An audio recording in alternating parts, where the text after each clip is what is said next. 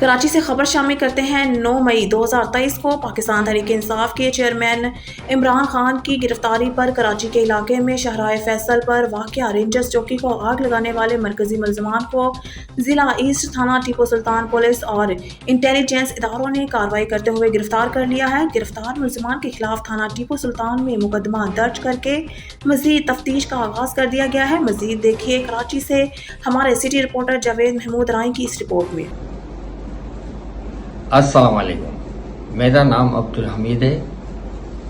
میں نے 9 مئی کو شاہراہ فیصل پر واقع رینجر کی چوکی کو پی ٹی آئی قیادت کے اکسانے پر نظر آتش کی تھی اور آرمی کی اعلیٰ قیادت کے خلاف نعرے بازی کی تھی، جس کی ویڈیو میرے بیٹے حذیفہ نے بنائی تھی اور میرے کہنے پر وائرل کی تھی،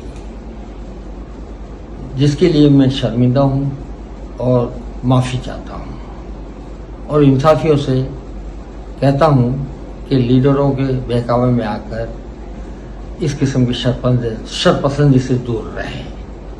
پاک فوج زندہ باد، پاکستان پائندہ باد۔ السلام علیکم، میرا نام ملک محمد دراز ہے۔ میرے والد صاحب کا نام ملک محمد یوسف ہے۔ میں پی ٹی آئی کا چیئرمین ہوں، منتخب ہوں ناٹ نظم آباد بھٹو کالونی سے، اور جو میرے یہ جو ویڈیو چل رہی ہے میں اس پہ شرمندہ ہوں، اور جو اپنا کیا کہتے ہیں جو نقصان ہوئے میں اس پہ بھی شرمندہ ہوں، اور میں پاک فوج کا حامی ہوں اور اپنا سندھ پولیس کا بھی میں حامی ہوں۔ پاک فوج زندہ باد، سندھ پولیس زندہ باد، پاکستان پائندہ باد۔ السلام علیکم، میرا نام حذیفہ حمید ہے، بلد عبدالحمید۔